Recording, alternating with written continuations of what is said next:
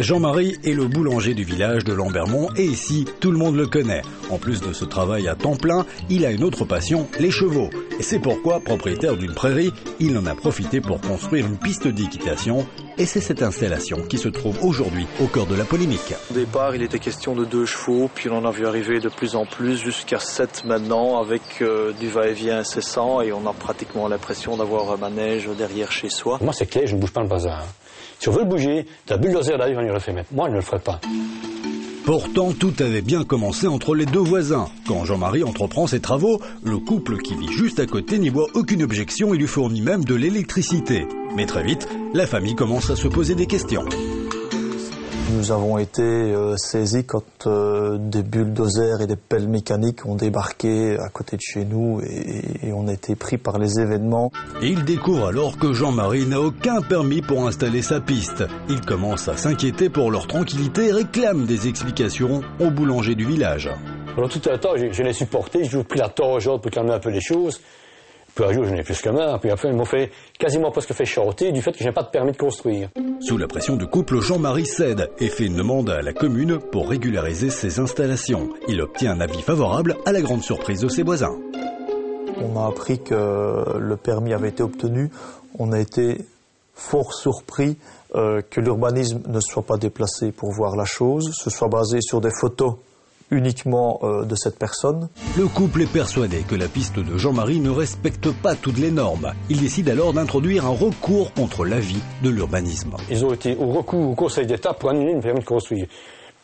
Parce que des gosses dérangent madame. Comme cette personne nous a menti par omission pendant 5 ans, on ne peut plus croire la moindre chose qu'il puisse nous dire. Et effectivement, on a peur de l'ampleur qui n'arrête pas de ces installations. Sur plainte des voisins, les autorités communales décident de suspendre le permis. Argument principal, la piste d'équitation serait installée trop près de la maison voisine, soit à 35 mètres seulement. Or, selon les normes de la région wallonne, elle devrait se trouver au moins à 50 mètres. Il y a 35 mètres, il n'y a pas 50. Il y a même 42, 54 ou 67, on s'en fout, ça ne dérange absolument pas du tout, c'est pas vrai. Mais pour les voisins, la vie à côté de cette piste est devenue un enfer. Les cavaliers seraient parfois très nombreux, sans parler de toutes les autres nuisances.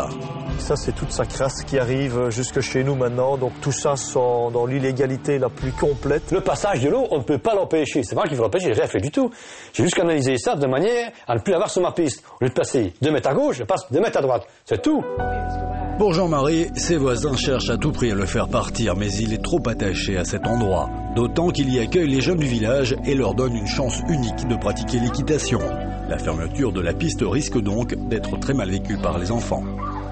C'est vraiment un endroit où ils peuvent tranquillement, sans aucune contrainte de quoi que ce soit, extérioriser, exorciser, je vais presque dire, certaines problématiques qu'ils ont connues et qu'ils auraient mieux fait de ne jamais connaître. Je sais que si on leur enlève ce morceau-là, on a un vrai problème avec le monde, un vrai problème. Pour sauver son installation, Jean-Marie est prêt à trouver un accord à l'amiable avec ses voisins. Mais pour ceci, il est déjà trop tard. On a toujours essayé d'aller vers lui et à chaque fois, il nous a raccroché le téléphone au nez plusieurs fois. Il n'y avait plus moyen de discussion, c'est lui qui a coupé la discussion en fait. Et maintenant, je vais dire qu'on est dans notre droit parce que ouf, au moins l'urbanisme a fait quelque chose, ouf, on est encore dans un pays où il y a des lois qui sont établies. Justement maintenant, il dit est-ce qu'on ne pourrait pas commencer à discuter? Il faut être petit. En anglais, on dit cheap. Ça ne se dit pas en français, mais c'est cheap. Pas possible autrement. Malgré le désespoir de Jean-Marie, le bourgmestre ne lui rendra pas son permis dans cette situation. Cependant, il accepte de lui proposer une alternative. Nous avons donc retiré notre décision d'octroi du permis, oui. Et nous avons invité M. Servir à nous proposer, je dirais, des plans nouveaux qui rencontrent effectivement le prescrit légal en la matière. Cela pour gagner du temps, naturellement, dans l'intérêt de M. Servir, sans attendre l'arrêt du Conseil d'État. Mais Jean-Marie n'a toujours pas remis de nouveaux projets. Il n'accepte pas de plier devant ses voisins et surtout, il ne veut pas perdre ce lieu qu'il a construit et dont il restera toujours extrêmement fier. C'est quand même bien d'avoir fait un truc pour soi au départ, mais qui en plus, des gosses peuvent s'y plaire. Ça, je trouve que c'est pour un boulanger, c'est la cerise sur le gâteau.